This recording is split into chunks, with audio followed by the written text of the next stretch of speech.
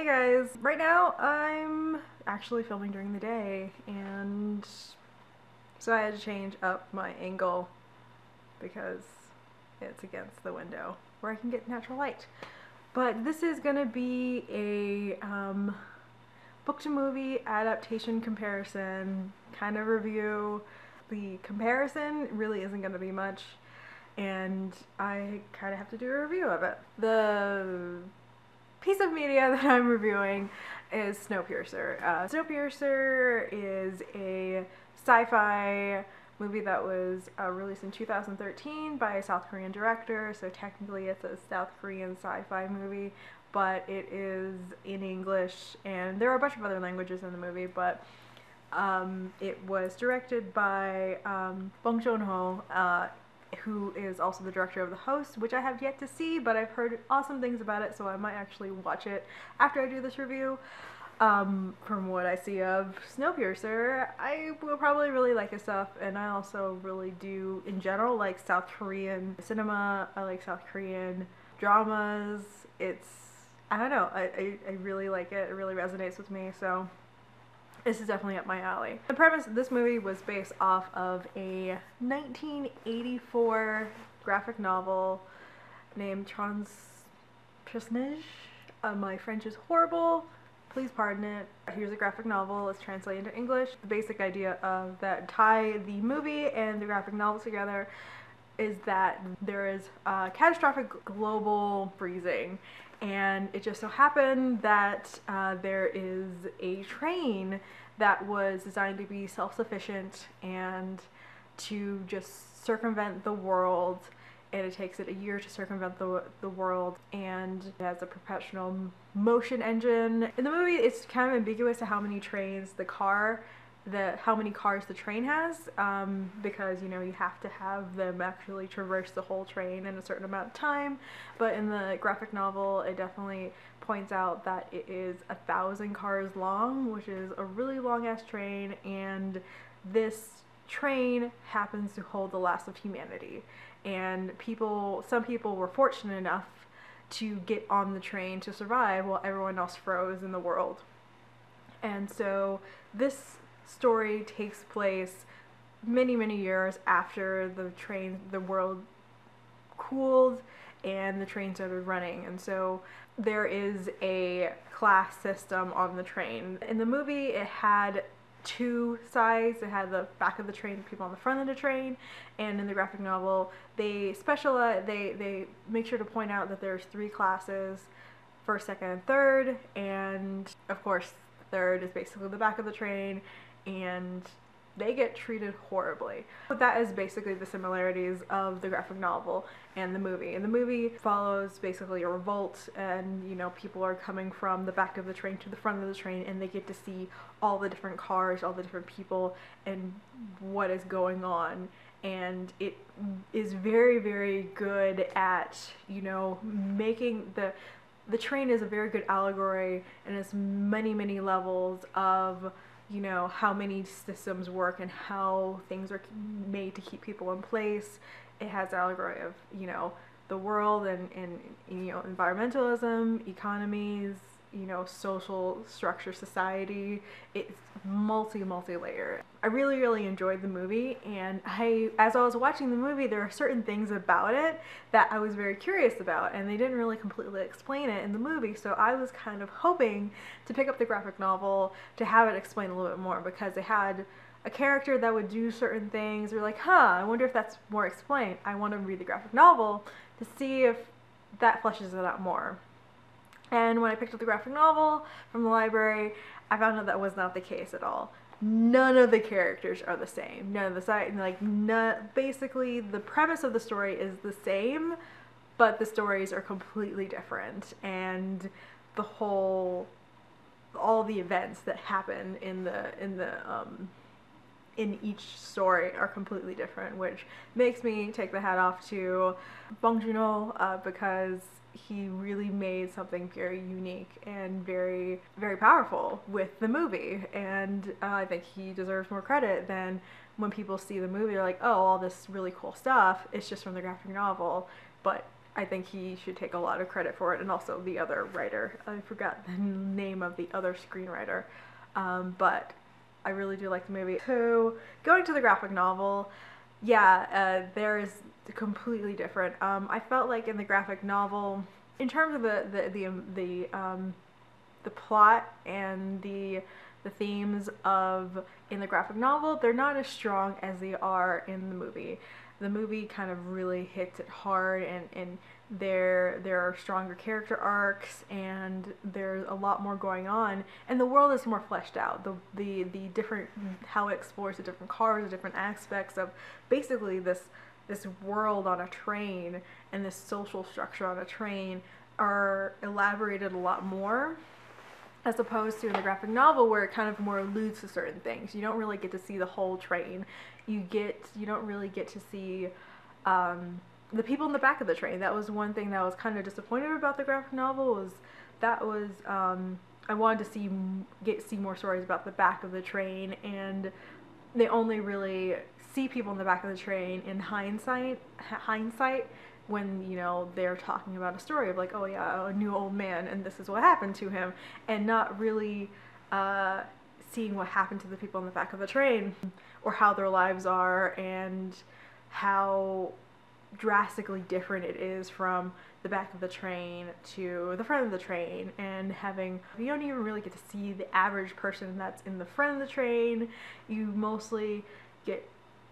see soldiers and people escorting people. It's not the same plot at all, and just certain characters do certain things that just kind of like, wait, that makes no sense. And from the sense I get from basically The Escape, which is the first volume of this graphic novel, it seems like the story started 25% into the fuller story, and it kind of seems like the first 24% isn't really there.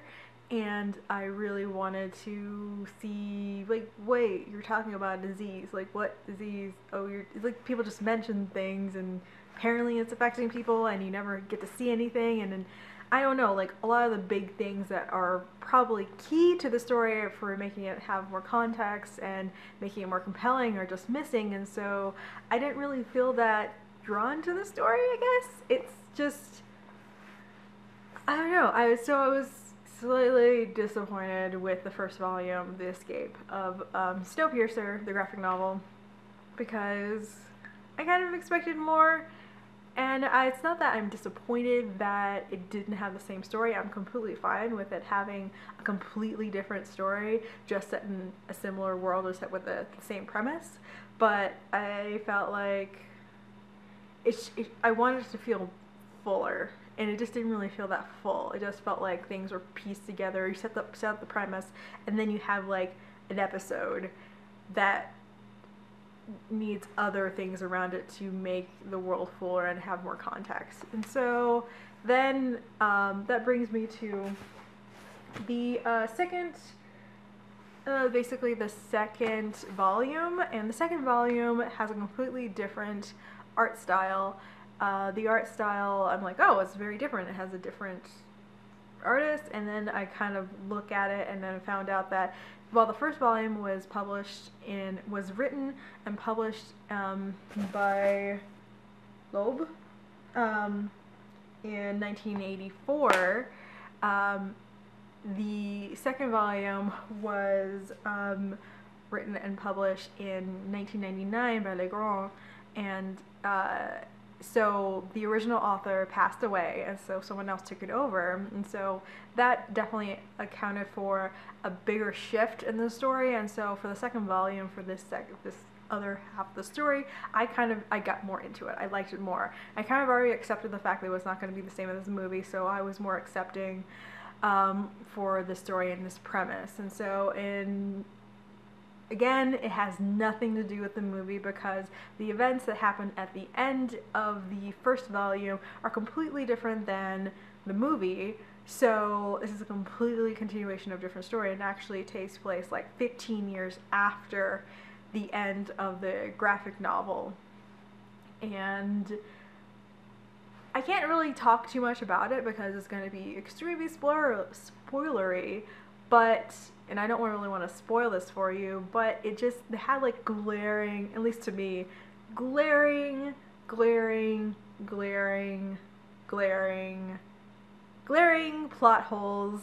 I liked it, but I mean, there was just one aspect of it where there's like a huge plot holes of like, wait, I thought they only had one, but did they have two? It didn't hint to that the fact there were two of those. Where did that other one come from? How did they build it? How did they maintain it? How do they do all this stuff? Is that what happened to those people? I don't know. Setup. The story it does focus a little bit more on specific characters and a character arc, and it focuses more on social structures and political dealings and power and upper class and how lower people are disposable and secrets, you know, and conspiracy. And that's one thing about the graphic novel, is that they hint more of a conspiracy as opposed to the movie, where it is what it is. There isn't really much of a conspiracy. If there's really messed up things, politics, treatment of people, it's a matter of fact and it's really out in the open, while in this graphic novel it has more, it alludes to that there's more secrecy and that there's more out there that, you know, that is to be found if the story is to be continued. But they just kind of, in my opinion, and for the graphic novel, they don't really patch things in a way that makes me personally satisfied with how the world is built. And also, I'd like to say, in the second volume, there's actually 3 volumes, but the you know, second edition contains the 3rd volume, which is The Crossing, which gets bleak, I guess.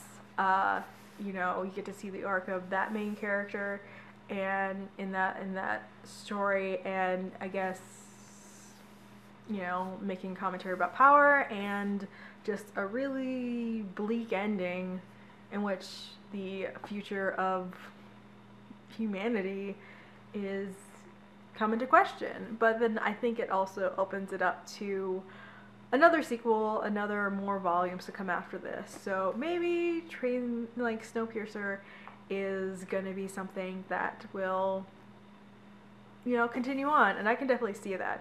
I can't see that in the movie because at the end of the movie there isn't gonna be, I don't know, yeah. Anyway, ultimately I guess I gave like Snowpiercer, the graphic novel, 3 out of 5. So just be aware that it's gonna be nothing like the movie. It's not gonna have the same layered themes and parallels. Not gonna have as much social commentary, and also it's gonna be, I guess, at the same time bleaker. I don't know. I like, there are really rough things that happen in the movie, but the end is a lot more hopeful than the result, the ends, the conclusions of each of these volumes at the same time, even though the train is continuing. Yeah, I don't know. I'm trying not to spoil things, okay? Go see Snowpiercer. I have to say, I absolutely love Snowpiercer, so if you don't want to read the graphic novel, definitely go see the movie. I think it's out on demand, or maybe the DVD is out soon. I was fortunate enough to see it at like a really indie art house place here. I have no idea why Weinstein wanted to cut 20 minutes of the movie. I don't know what part of the movie they would cut 20 minutes of and it still be coherent, because it just was jam-packed with a lot of world building and just awesomeness.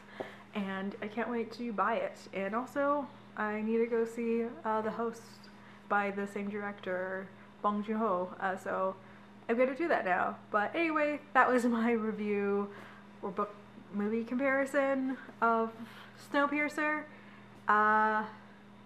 Just be aware that it's going to be completely different from the movie, and lower your expectations a tiny bit, and then maybe you'll probably enjoy the graphic novel a bit better.